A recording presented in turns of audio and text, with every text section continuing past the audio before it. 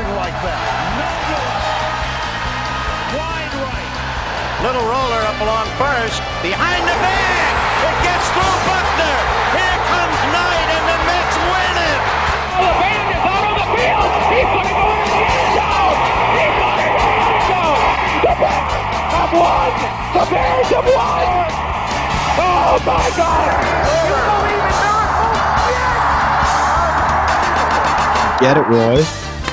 It's the Davey Mac Sports Program, where we talk to sports and other stuff, like autumn. Speaking of which, what did autumn say to summer? Anyone? No idea. No. I'll follow you always. Fall. Ha! I'll follow you always. You get that, you jerks? That's anyway, I'm Roy Harder, and here's your host, Mr. Eastside David McDonald, everybody.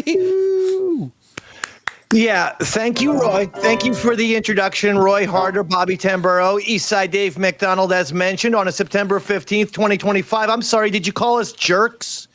I did say you jerks, David. In the introduction. So you're going for like the Ed McMahon, like, hey, get ready to have a good time. A quick little fun joke.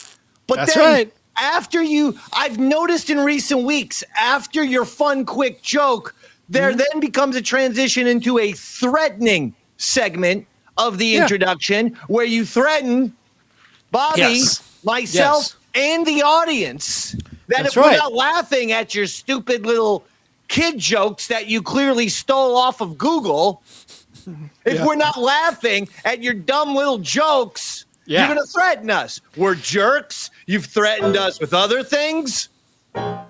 Yes, I've been embracing my hostility, my hostile side, David. So, yes, you jerk. This is I've news tried. to me. I thought you were just threatening the audience. Now I'm actually scared. Yeah, no, he threatens it's anyone not named Roy Harder is in danger. Like that. You need to understand that. All right, look, folks, the technology, knock on wood, what a mistake this is going to be. But the technology error on my end has been solved, as you can hear. This is Davey Mac in beautiful 4K. Okay, that's a $750 HD camera that I'm talking into right now. And this goddamn microphone, Bobby, is this a professional microphone? Top of the line, baby. Roy Harder, this ain't no snowball. Is this a professional microphone? It sounds good to me, although I can't see what you're talking into, David, but it sounds good. I told you, it's not a snowball. Yes. It's Robert, what is this? It's actually the mic that Roy has right in front of him as well. So if he wants to see the specs. Speaking The to the exact mic. same microphone as you. Speaking to my microphone, David. Hi, Roy. Guys, we can't be giving away my moves on the third date, okay?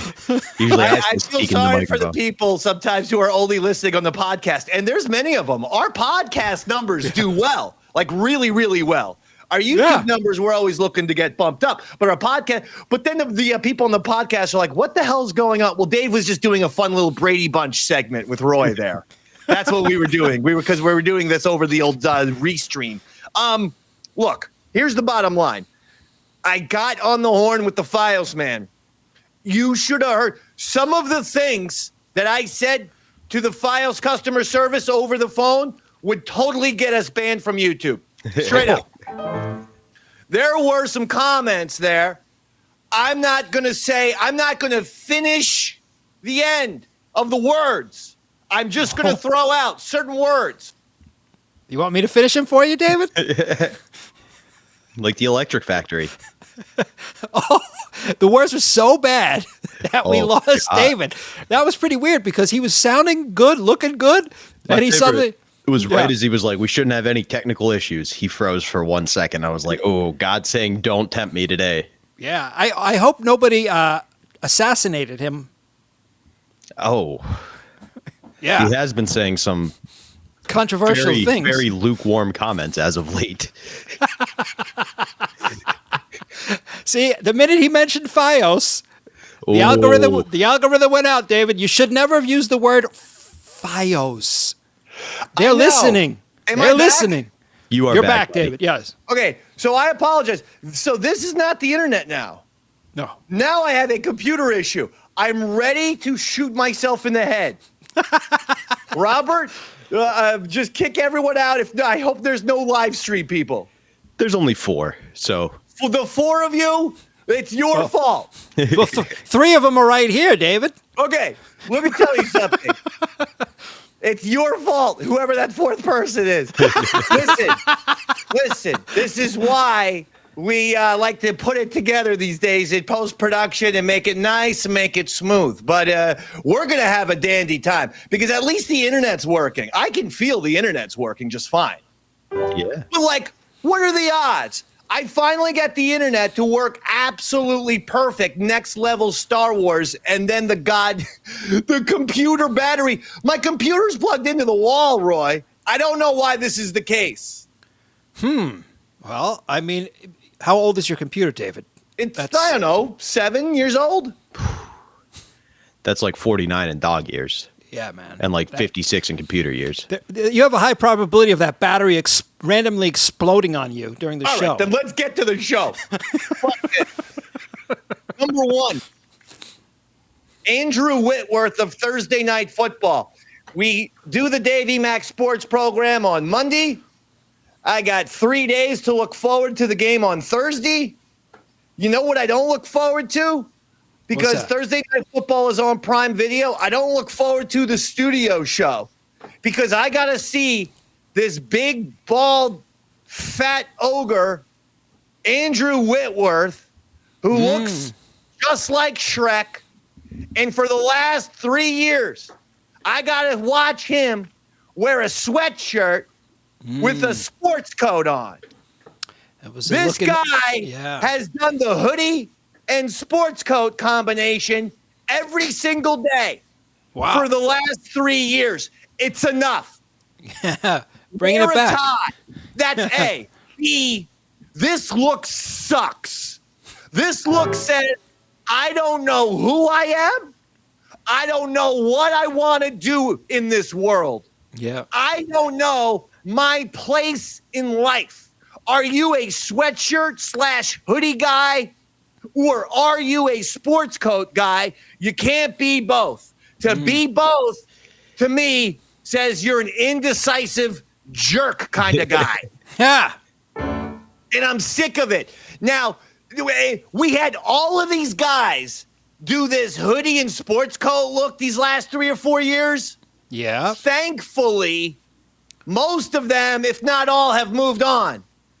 To the left of Andrew Whitworth, if you're watching on YouTube, or to our left, his right is Fitzsimmons, right? Or Fitzpatrick, right? Fitzmagic.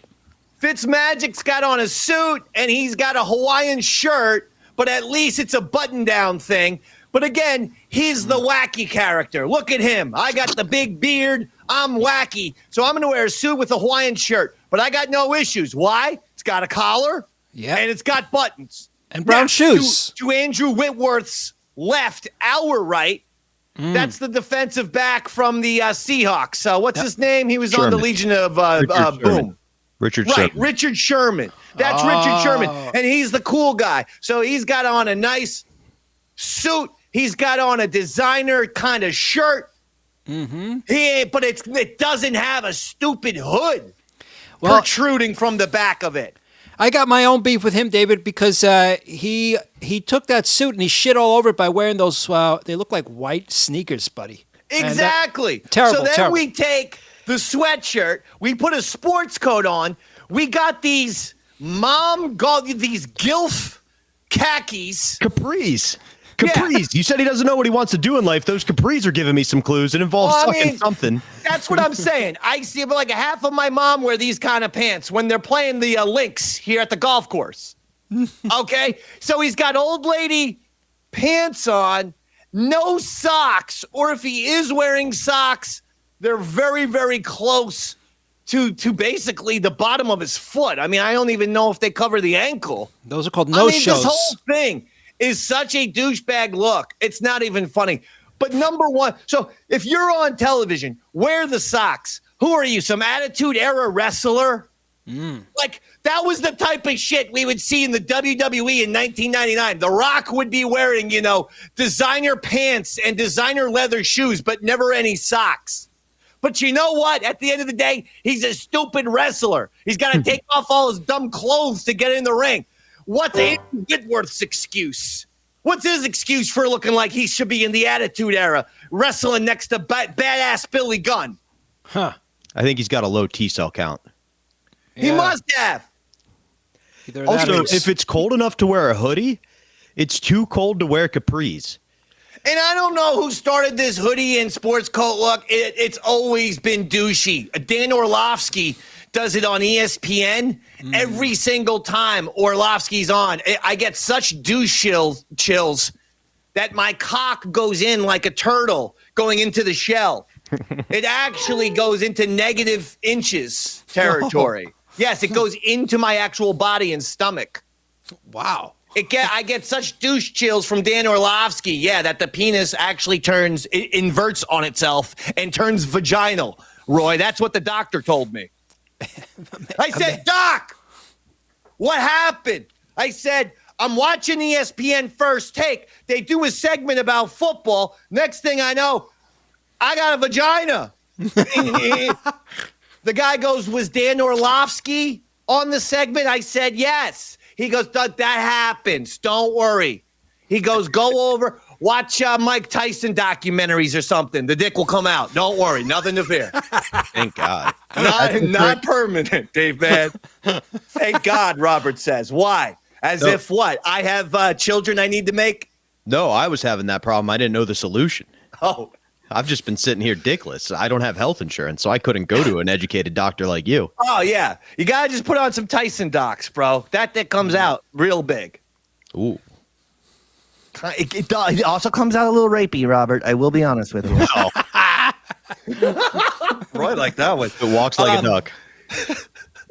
Now, I have to show you something besides Andrew Whitworth that I believe to be the case. In fact, I think this is the greatest case of, a doppelganger in the history of football and pop culture. I am going to present to you the greatest doppelganger ever. No one has jumped on this bandwagon. I tweeted it out. It only got 10 likes. For shame. For shame. When I had John Cena turning on Cody Rhodes as an allegory for LeBron James turning on that fat journalist Brian Windhorst, that got hundreds and hundreds and hundreds of likes. This one deserves it because I'm going to give you right now the greatest mashup of doppelganger in football / pop culture history. Could we see the head coach of the Atlanta Falcons, Dan Quinn? Just the Dan Quinn picture? Just the Dan Quinn picture. Dan Give Quinn. me 1 second. I'm sorry. Roy Harder, this is the Atlanta Falcons head coach. They did win last night, I will point out. Yep. They, on Sunday Night Football, they beat the Minnesota Vikings. Just as everyone was so high on J.J. McCarthy, he looked like shit. All right, there's Dan Quinn. Right there. That's him, Roy. And by the way, Roy, what do you think of the fact that he's like 60-something years old and he wears the backwards hat? What's Roy Harder's opinion of that as far as fashion goes? I got no beef with the backwards cap. It doesn't really doesn't look a little silly to you, Roy? Look at the guy's face. I mean, does the face match the goddamn backwards hat?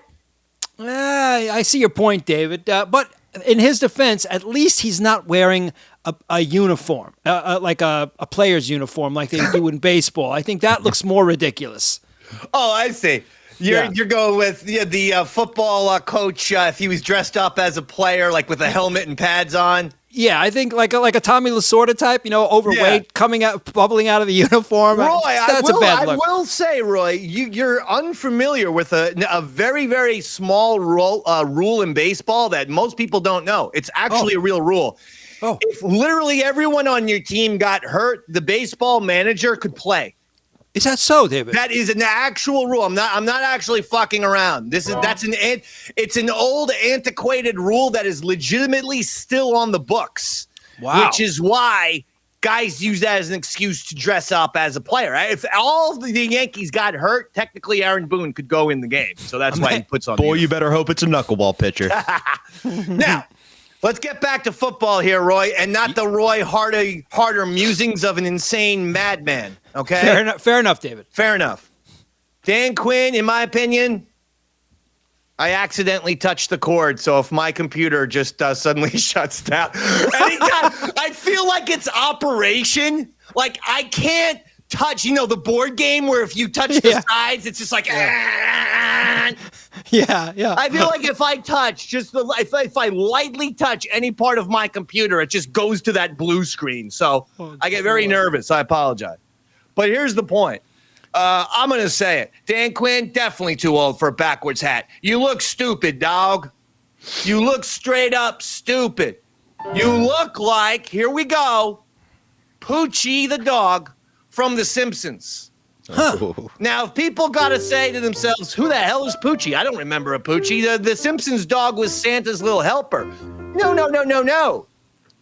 If you recall, when Itchy and Scratchy were suffering from a bit of a ratings decline, the corporate powers that be decided to rejuvenize Itchy and Scratchy by bringing in a cool character. By the way, the cool character that the kids all hated because he wore a backwards hat, he looked stupid, and the kids were like, this guy sucks. Bart Simpson hated him, and his name was Poochie the Dog. Now, I want you to look at that Poochie the Dog and tell me he doesn't look exactly like Dan Quinn.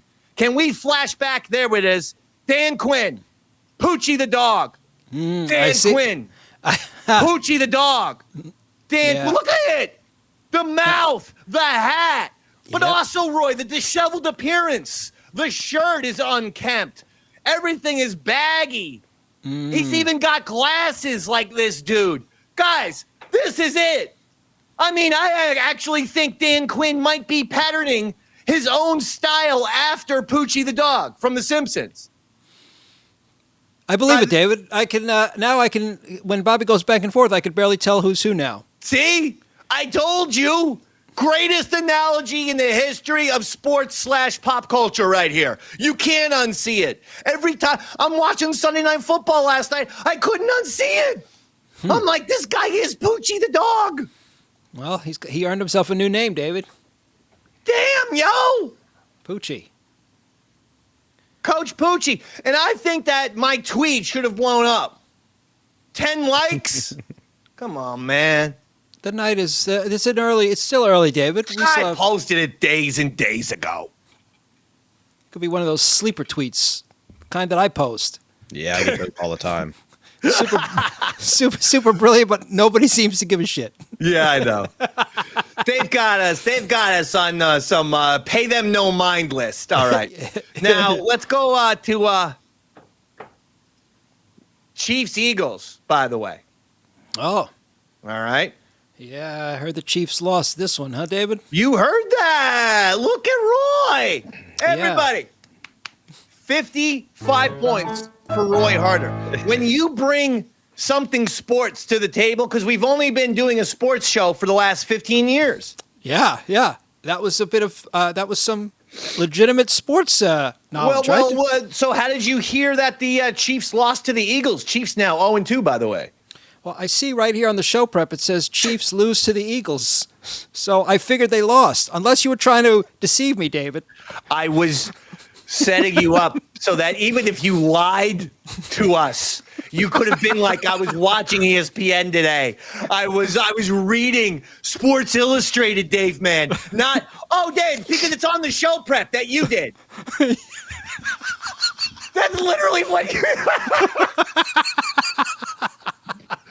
I was trying to set you up for a change as Roy Harder, the sports doctor. The Roy Harder, the musical sports doctor. Yeah. And you give me, well, Dave, I mean, I know because, you told me. Third sentence on today's email.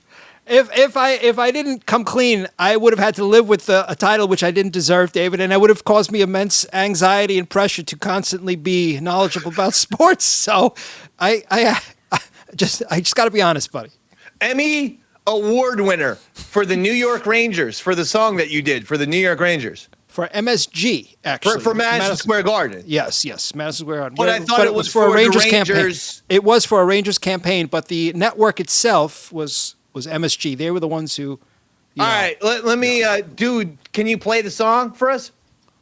Bobby and I will lay out. Okay.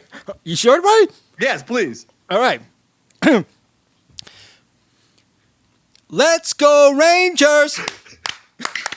Let's go, Rangers! Stop it. You're such a jerk. You're such a jerk. I forgot what key it was in. Now the key might have been off. I never said I had perfect pitch, David. Robert, does Dan Finn look like Poochie the Dog to you? And does your generation, the young generation, do you guys care about The Simpsons anymore? I don't think anybody really cares about The Simpsons as much anymore, but my generation still has the nostalgia for the early seasons like yours did. Oh, good. Yeah. It's one of those things that you actually, you know what I mean, go back and watch. Like, it's got so many cultural references. I actually passed a government class by quoting the Bart Simpson thing, where I just threw out a random fact because a teacher was such a big fan of The Simpsons that he gave me the point I needed to pass. Like, Bart there you go. Episode. Oh, wow. Yeah. Listen, I'm telling you. Simpsons, man. All right, let's do a little football here. Packers beat the Commanders 27-18. I was surprised because I've bought it. So don't forget, you know, my general manager, Joe Shane of and I say the New York Football Giants, the team that I root for. Congrats on getting hired. Their general manager, okay, Joe Shane, on Hard Knocks on HBO, on the docu-series that millions and millions of people watch, he had to have his 11-year-old son tell him, Dad, trade up for Jaden Daniels. He'd be a good quarterback. All this guy did last year was have one of the greatest rookie seasons in the history of football and lead the Washington Commanders to the NFC Championship game. His rookie season. But did Joe Shane listen to his 11-year-old son? No, he didn't. Okay, hang on. I got to play devil's advocate for 1 second, because if he did listen to his 11-year-old son and Jaden Daniels didn't have the greatest season that he had, everybody would be going, why did you listen to an 11-year-old? Let me tell you something, my friend. These little brats are all miniature general managers. I know this because of Stanley Mack. He loves Madden football so much. He legitimately knows every player in the NFL's ranking. So in other words, he knows every single player and how good they are at their position. So my point is, actually, you know, when I listen to Stanley Mack in fantasy football, I clean up. Fair. When I go with the Dave Man gut, I lose. When I listen to the Stan Man, there have been games where I've gotten 220 points.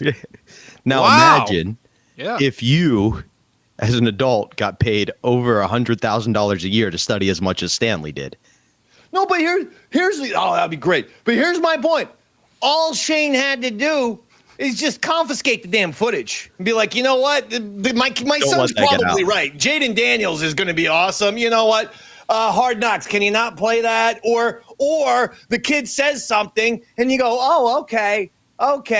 Or you go, because you know there's television cameras around. The kid goes, Daddy, you should draft Jaden Daniels. And you go, he's a hell of a player. He's a hell of a player. But what you don't do is you do what Joe Shane did. You're so cute. I should trade up for Jaden. Oh, look at you, cute stuff. You're crazy cute little. He's not going to be any good next year. Jaden Daniels is a running quarterback from LSU. He ain't going to be any good, little guy. Come on, little guy. Don't be so silly. That was Shane's reaction. It was dismissive, condescending. My child has no idea what he's talking about. Actually, your kid knows more than you, Shane. So anyway, my whole point is this. The Packers, with getting Micah Parsons, yeah, Yeah. They have to be the NFC favorites now. They have to be. Who else is? Maybe, according to Peppy Hamburger, you should ask Black Earl because he says the Packers are overrated this year. You know what's overrated? Earl's brain. David. The Packers are overrated this year, guys. Hey, guys, because they were good a year ago, and then they got the best defensive player in all of football. So, and it's not like we haven't seen this before. It's not like the Packers were on the precipice of winning a championship 30 years ago and went out and got Reggie White, the best defensive player available from the Eagles, and then they go and win a Super Bowl. It's not like this exact same thing happened, folks, guys. Hey, is that my mom? Hold on, guys. My grandmom's here.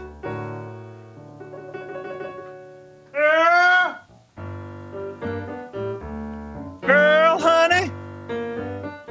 Earl, it's your great-great-grandmother here down in hell, Earl, with the big titties. These are my titties, Earl. Earl, can you fix the thermostat down in hell here, Earl? It's a little warm here, baby. Baby, it's a little bit moist. Kind of like my pussy. Earl, you know what I was doing last night? I had a finger cuffs with Hitler and Stalin. You like that, Earl? Oh? Earl. Earl, I fell asleep. Earl, it's gonna be bingo night here tomorrow, Earl. And you know what that means? Every time you win, you get to have sex with the devil. Now, goodbye, Earl. Goodbye, honey. Goodbye. Bye. Bye. Oh, dear. Poor Earl. Oh, my God. So, I don't know. Earl Douglas, overrated? Yeah, no. The Packers, overrated? How so? The comment just said that was his take. Well, I think the Packers are going to be just fine. Now, here's the deal. You know who isn't going to be just fine? The Patriots. They're going to be just fine, but they beat the Dolphins. Who was it a couple years ago that told you about Mike McDaniel and that his little I'm the cool modern day, eccentric shtick that was going to wear out? Because anytime a head coach or a manager in baseball has to rely on some sort of shtick, some sort of persona, you might get a couple good years out of it. 2, but it wears out thin. Anyone remember Jerry Glanville? No. Jerry Glanville was the fun kind of used car salesman, sort of Southern. He was the guy who literally coined the phrase NFL, stands for No Fun League. Okay? And anyway, he was kind of like a gimmick, though. He was like the rebel, the renegade. He was like the Atlanta Falcons head coach when Deion Sanders was on the team. And he goes to Deion, bring MC Hammer down on the sidelines, right? Because he wanted to be the cool guy. He wanted to be the cool coach of the time. And you know what? The Atlanta Falcons, Jerry Glanville's Falcons, made the playoffs. But did they win a Super Bowl? No. And a couple of years after the Jerry Glanville shtick wears out, he gets his ass fired, whether it's the Falcons or the Oilers. Same things happen here with Mike McDaniel. When I watched the Mike McDaniel Hard Knocks, that thing was as uncomfortable as possible. As bizarre as possible. First of all, and I ain't no prude, obviously, listen to the type of show we do. We have to put an explicit, rating on the show. just to give us an out in case we curse. But Jesus Christ, Mike McDaniel, every third word is the F-bomb.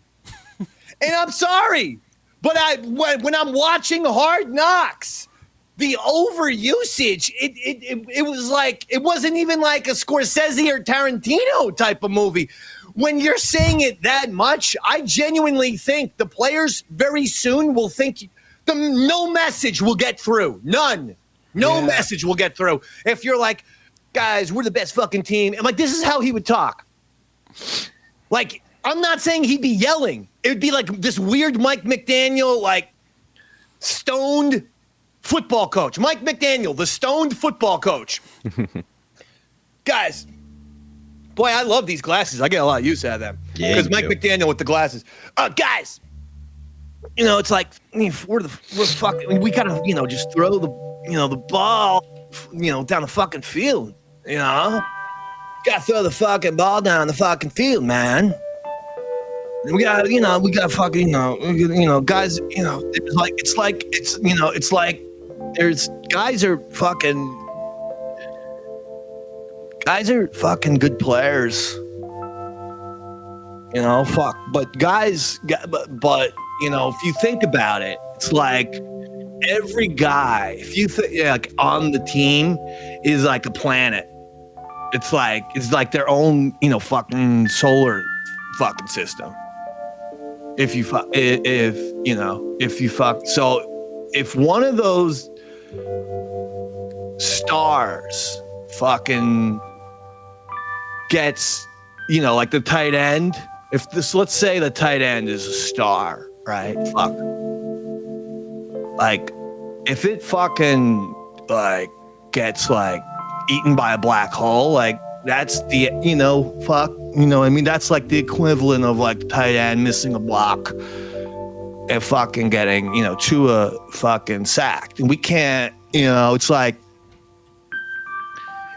football. If you think about it, it's like Transformers. Like you got okay. I don't know like how familiar you guys are with Transformers. So it's like there's like the Autobots, and then there's like this fucking Decepticons. All right.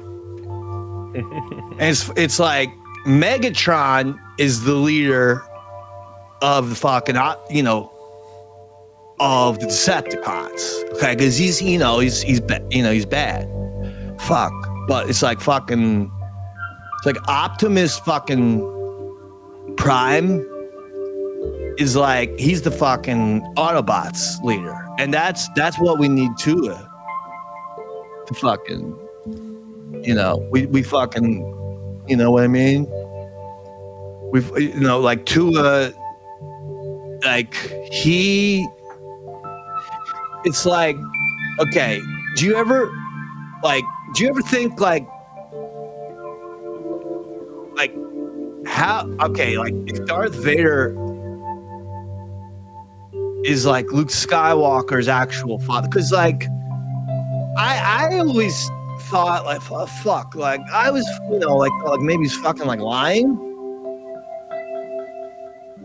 because isn't he fucking, I don't want to be graphic, doesn't he not have a fucking dick? Like Obi-Wan Kenobi cut him in half at fucking, like at the fucking Mustafar, like when they were on the fucking volcano beach. And then fucking Obi-Wan's like, you don't fucking have the high ground. And then Anakin's like, I don't care. And then he's like, Obi's like, don't fucking do it. And then Anakin tried to do it anyway. And that's kind of like our offensive line. It's like, and then even though Anakin tried to do it, it's like, then Obi-Wan sliced him in half. I'm just saying, if you get sliced in half, like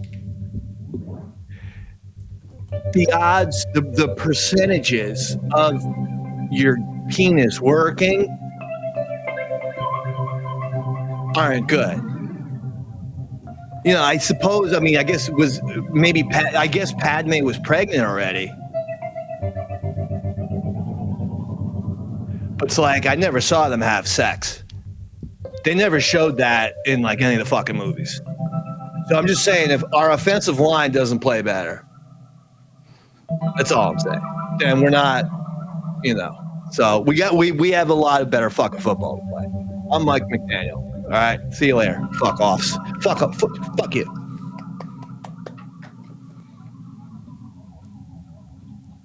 By the way, that was a exact impression of Mike McDaniel. If you know how Mike McDaniel speaks, that was a perfect impression. Thank you very much. Now, okay, so here's the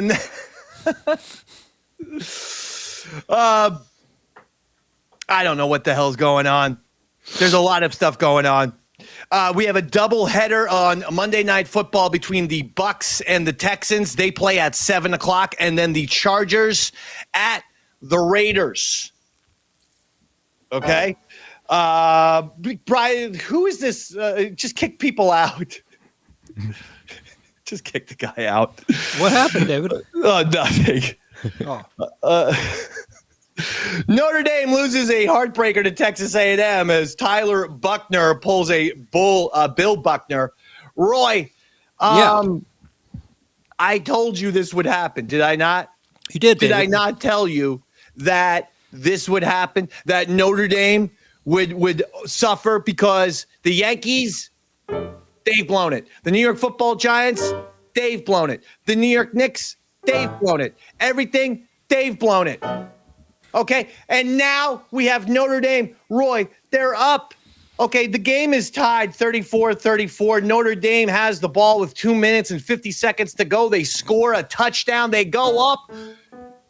Extra point. This kid, Tyler Buckner, drops the ball on the extra point. I legitimately say, everyone in the room, that includes Stanley and my mother, that's it. Game over. They're like, what do you mean game over? Notre Dame's going to win? No, I'm like, no, game over. Notre Dame loses. Game over. Notre Dame loses. They were up 40-34. They're beating Texas A&M at that point. They have 2 minutes and 50 seconds to go. Yeah, Notre Dame of the last 10 years would usually get that big clutch stop. The defense would come up clutch, and they would get a big stop. Instead, that's not whatever this defense is. This defense ain't clutch. Texas A&M, after getting a kickoff and running it down the field for a touchdown, and then that gets called back with a penalty, a holding penalty, they still march all the way down. Texas A&M does, and on 4th and goal, their quarterback hits a touchdown. Boom, 19 seconds, game over. Texas A&M defeats Notre Dame 41-40 as the Irish drop to 0-2. That's it. It's over for me. Just like that, huh? How else is Notre Dame's got no chance now. They're 0-2. I mean, I guess if they run the table and everyone else has 3 losses, and that's what it's going to take, 3 losses, because the rest of Notre Dame's schedule isn't really that good. So even if they do run the table and finish at 10-2, it's not going to be good enough because it'll be based on the opponents. That's all. Wow. Robert, you looked like you wanted to say something. I think Notre Dame gets screwed because they're out of conference. Like, I know they don't have a conference, but the games they play are against the best teams in the nation. And then you got Michigan playing Central Michigan. You got Michigan State playing Youngstown State. Like, it's almost like they're getting punished for picking better opponents in their option games, you know? Yeah, I know. I think the Irish might want to actually consider for the first time ever maybe going to the Big Ten or the SEC. Because on a year like this year, having that Notre Dame schedule, it's going to hurt them since they look. And what's terrible is, I mean, they lose to Miami by 3 points. They lose to Texas A&M by 1 point. They're 0-2, but their 2 losses are a combined 4 points in total. That's brutal. That's why it's a brutal way to start my sports season. I don't know what the hell's happening. And if you have those 2 losses and you're in a conference like the Big Ten or the SEC, even even like the Pac-12, when you run the table, win the championship, there's a good chance you're still getting in the playoffs. But because Notre Dame's an independent, I think they may be in trouble. Jesus Christ. Roy Harder, how are you buddy. doing? I'm doing fantastic, buddy. I feel great. I certainly feel better than Bobby, who I know is under the weather a bit, but I feel Robert good. is sick. Yeah, he's done a fantastic job, though, today. He's here and he's doing it. So my hat's off to you, Bobby. Thank you, guys. Trying to bring my A game for you. Now, Roy, Robert, Roy, I know that you had a big show. Was that this past Thursday, correct? I had a torpedo gig on Thursday night. That's right, I did, David. Yes. Well, discuss. I wasn't able to attend, and I apologize to both you and Sean O. Oh, that's okay, David. And I blamed it all on Robert. Yes. Yes. Oh. Yeah. Oh, yeah. You got Roy and Sean O so excited that to think that the Dave Man was going to go all the way up to Long Island on a random Thursday in September. You got them so excited that then it was going to make me look bad if I didn't show. So I said, I'll make a personal phone call to Roy and Sean O. Yeah.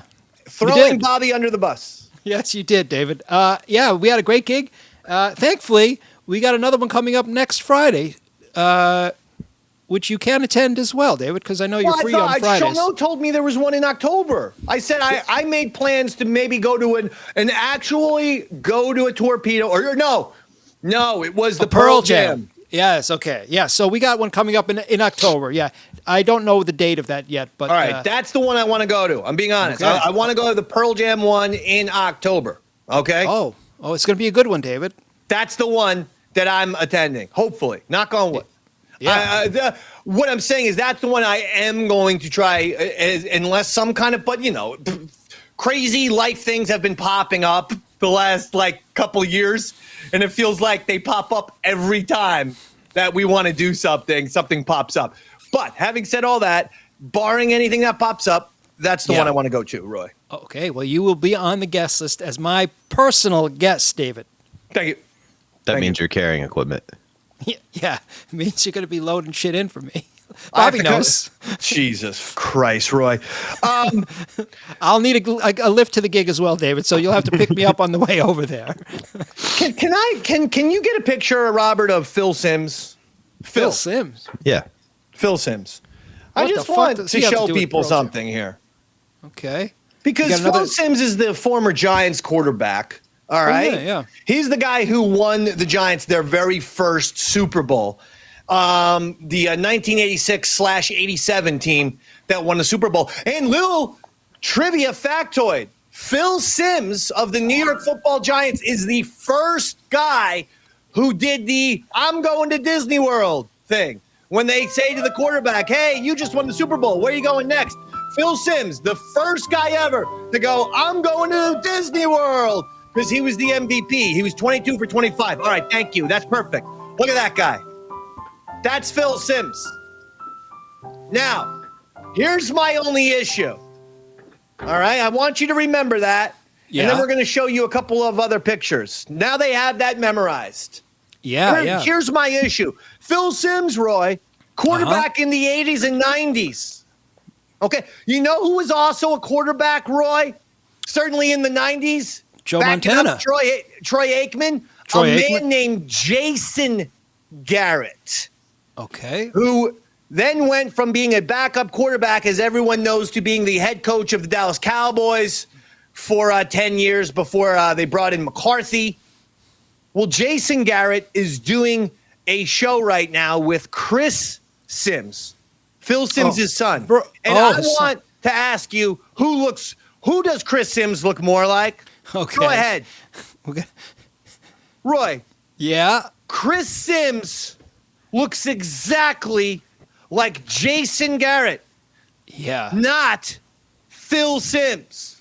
This is like an episode of Maury Povich. Well, my point is exactly that, Roy. They were both quarterbacking in the 90s in the NFL. Yeah. Not trying to be disgusting, but what if Mrs. Simms stepped out on Phil with Jason? Look at this. Look how they're handing. Look at Jason Garrett on the right, looking at Chris Simms on the left. like a father, like a proud father. Look at that. And look at their hand placement on those microphones. It's exactly the same. These two are like twins practically. Next one, Robert. Yeah, I've never seen anyone hold a microphone like that. Look at this. Same exact color suits, same posture, same everything. Look at their hands, Roy. I have those highlighted in with the white.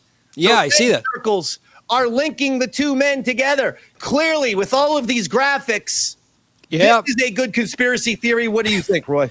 I think you're right, and you really nailed me on the blue suits. The two of them wearing the blue suits was kind of what sold me on it, David. Every week, they're wearing matching suits, whether they be blue, gray, dark, black.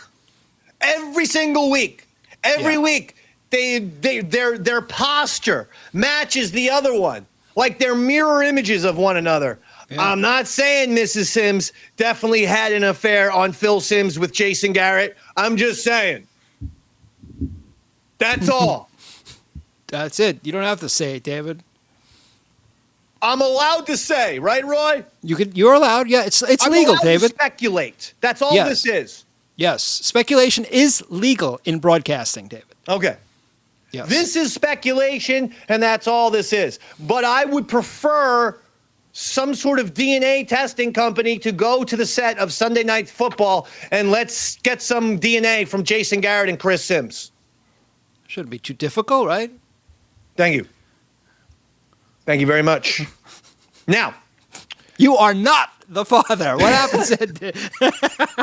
We'll just wait till the NFL ratings really tank, and then we can do this as like the halftime show. The Moravovich who's son.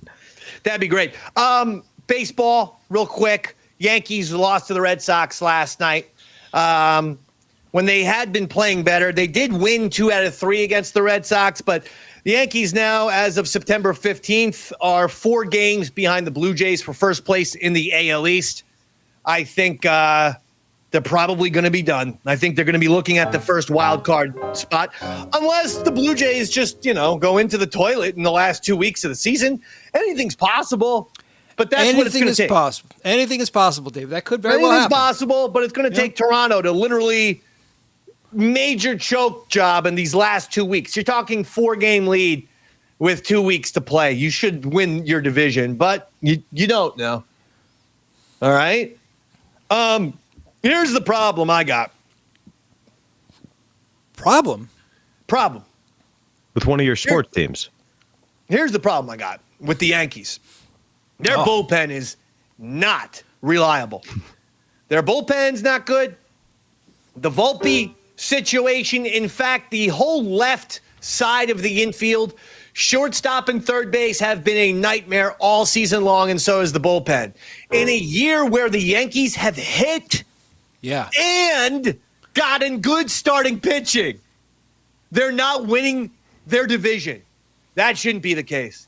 Years where the Yankees get good starting pitching and they hit, they always win the division.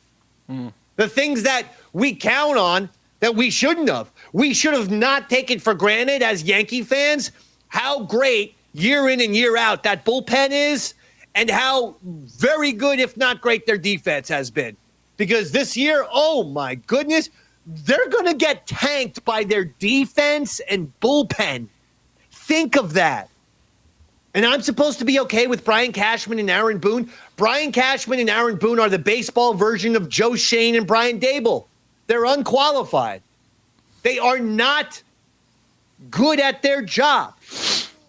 The fundamentals are off. Everything is off on these teams. The Yankees and Giants need new voices. When's that going to happen? New voices, David? New voices for the general manager job, for the manager job. These are very important leadership positions, Roy. Yeah, the GM and the coach. And that's it. People on the baseball side, people have heard from Cashman and Aaron Boone too much. They've tuned him out. They ignore what Aaron Boone says. Clearly, he can't get them to play disciplined baseball. He can't get them to run the bases properly, to field properly, not to make mental errors. Yeah. He can't do it. You think they just don't respect him, or they're just choosing not to take his I advice? think they like him, but I think that it's a friend affection. It's like he's one of the guys. He's really one of the players, not the head coach who's going to yell at them and say, "Guys, you got to get your head out of your ass." Yeah. That's not a good thing. When you got a team of veterans like he had in the past, that works because they know what they need to do in the locker room. They're taking care of the fundamentals. They can police themselves. But now you've got these young guys looking to step up and become veterans, and he's not the right guy for the job anymore. No, he's horrible. And Volpe has regressed. I mean, if you want to look at how he has handled young players, Volpe's regressed. Volpe went from rookie of the year in year 1 to in year 3, he's one of the worst players in all of baseball. He leads Major League Baseball in errors. He strikes out every time he gets up. And someone who, again, I'm not saying I'm Ted Williams. I played high school baseball. But gee whiz, I can tell you, Anthony Volpe is overswinging every time he's there. He's thinking to himself, if I get my big 3-run home run, my 3 home run game, that'll silence all the haters and the people calling for my job and the people posting things on X.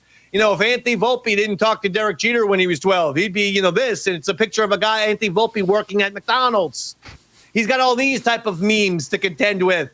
So I genuinely think rather than letting the game come to him, Anthony Volpe's familiar, like he's aware of the noise going around. So he's swinging even harder. And he's just swinging out of his cleats every single time, and he's striking out every time he goes up there. Oh, man. And he's not a guy who should be swinging the bat. He's Willie Mays Hayes. Remember? They told Willie Mays Hayes, you're fast. Hit the ball on the ground.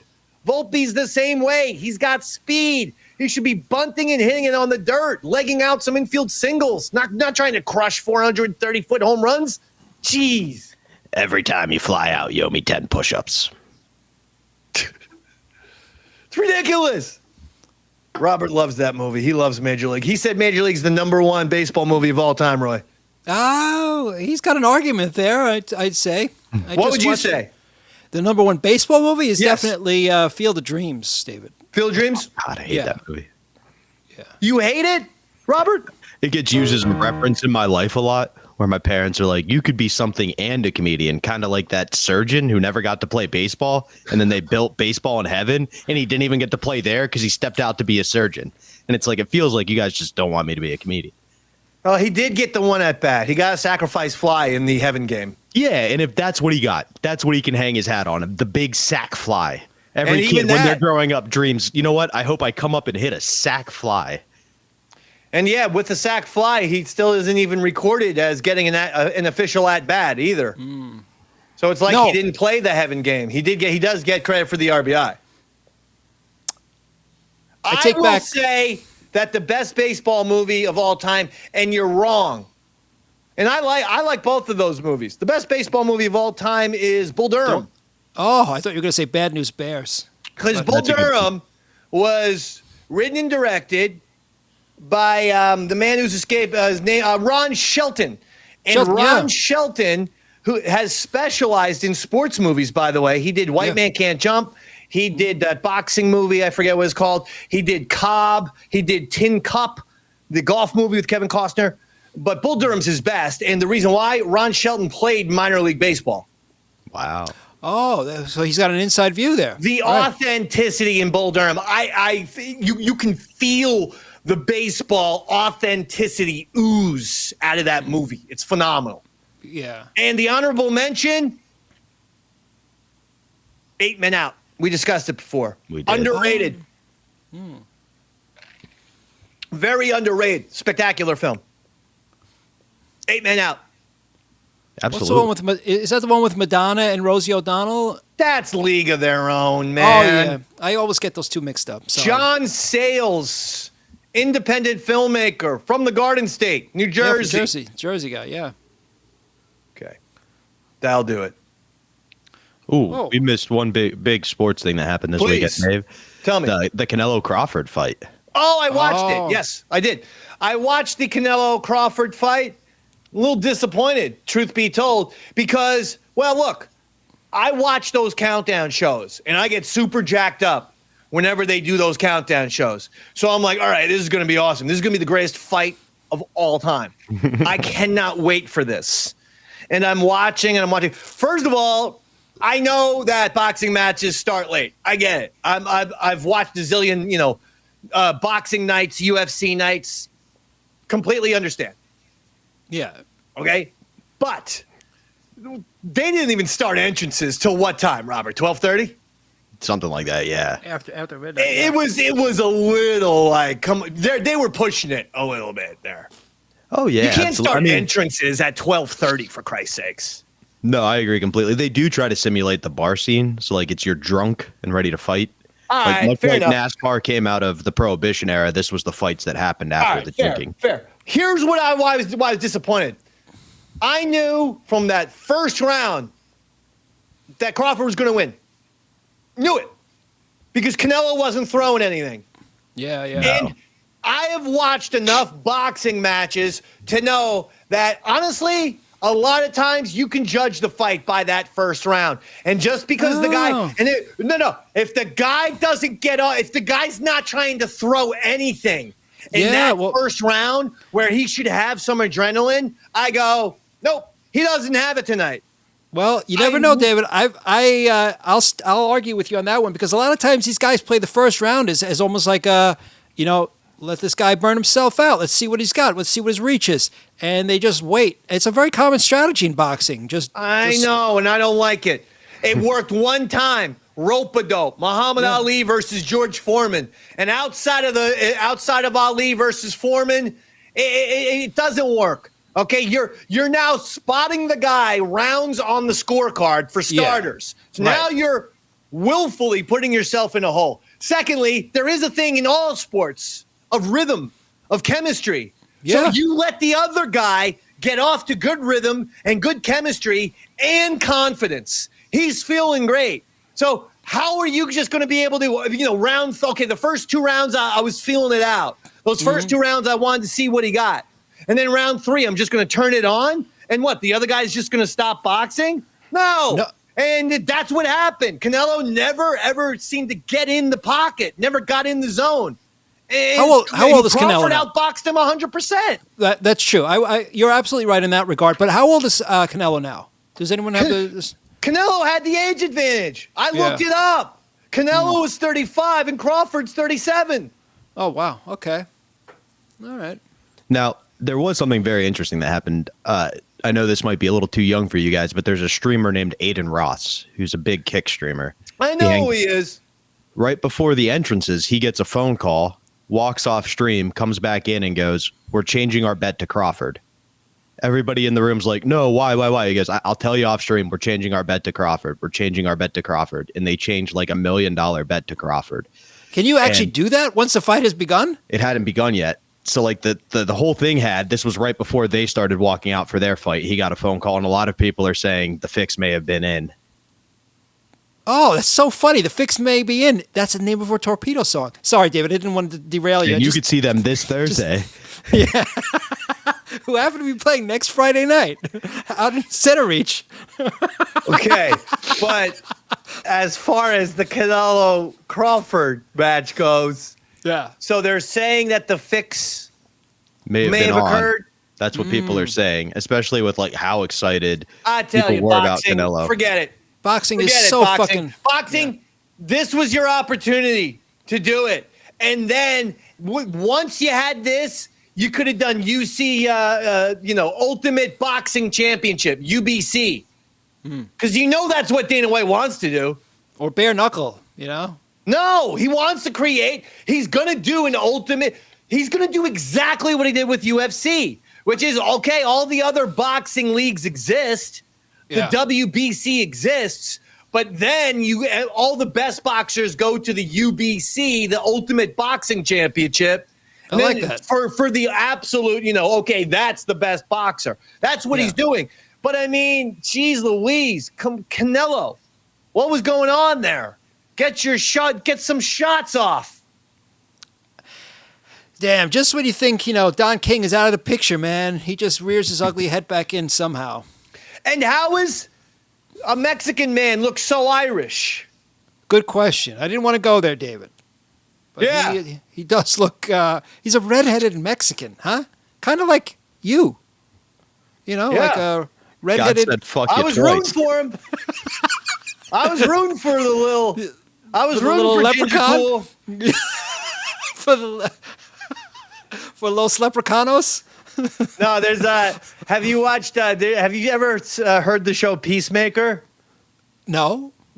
Tim Meadows has been really funny in season 2, and he's like the head of like some SWAT team, governmental group of killers and stuff.